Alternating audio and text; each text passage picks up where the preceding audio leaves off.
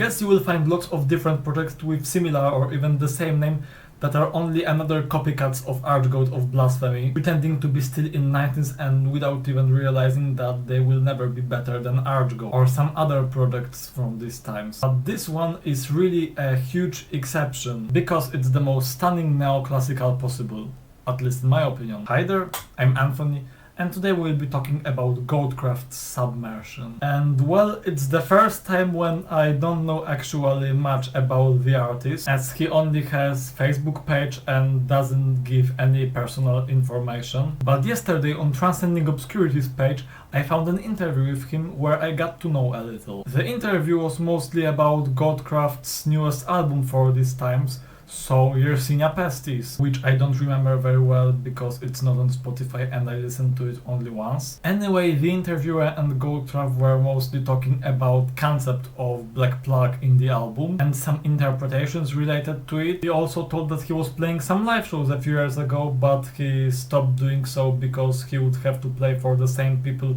in the same places. And I guess that's why he got bored with it. But you can find some of his live shows on YouTube and it's actually one of the wildest things I have ever seen. To sum up this section, all we know about him is that he still probably lives in Texas and that he used to play live shows. Now let's start talking about the music. As I mentioned at the beginning, he indeed plays neoclassical, but very unusual actually. So unusual that I still haven't managed to find any artist that would be very similar to him. And if I'm not mistaken, he released 5 solo albums, All for Naught, The Blasphemer, Yersinia Pestis, Submersion, and Sic Transit Gloria Mundi. All of them are great, but I think that Submersion stands out from the rest a little. And I mean only music because I guess every of those 5 albums has its own philosophical concept, or rather artistical or historical, but I'm only familiar with concept of The Blasphemer and Yersinia Pestis, so... But anyway, what Submersion has is the loudest, the fastest and the most glorious piano out of those 5 albums, and some tracks that are ambient clean sense before more aggressive parts. All for Naught and Sic Transit Gloria Mundi seem don't to have it.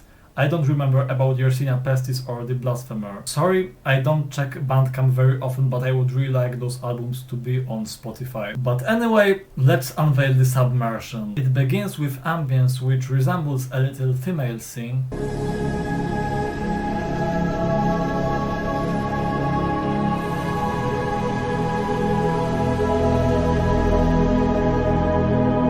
And then we are immediately attacked by piano on the next track.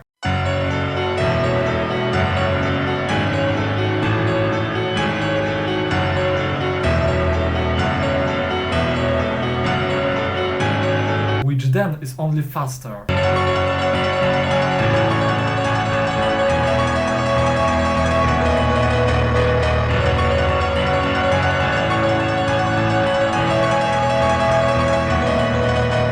And then comes track with the slowest piano parts on the whole album.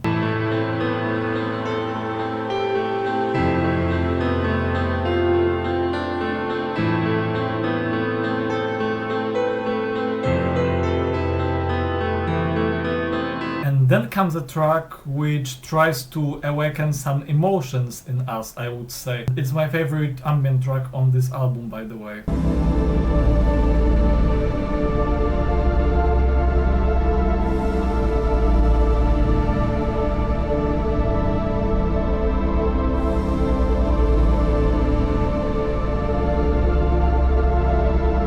Everything what happens here on the next track is just wild. It begins with pretty standard pace.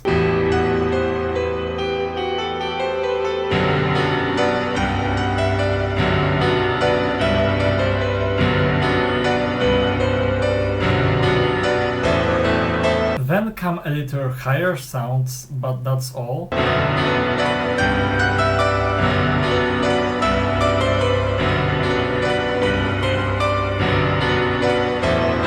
But after that, the true fun begins.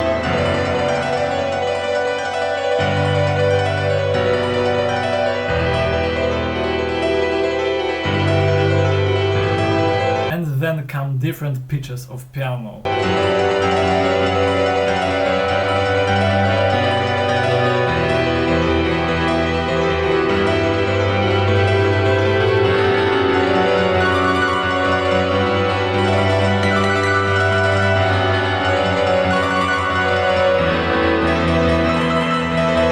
track as whole is awesome. The next track is just normal dark ambient, I would say, and it's not more interesting than the previous ambient tracks, but the next track presents fast piano in a very good way.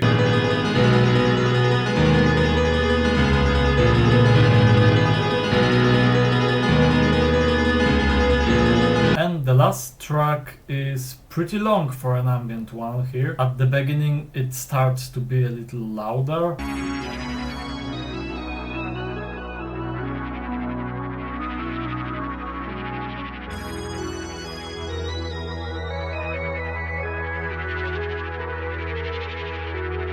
But then it slowly fades away with such crystal-like sounds.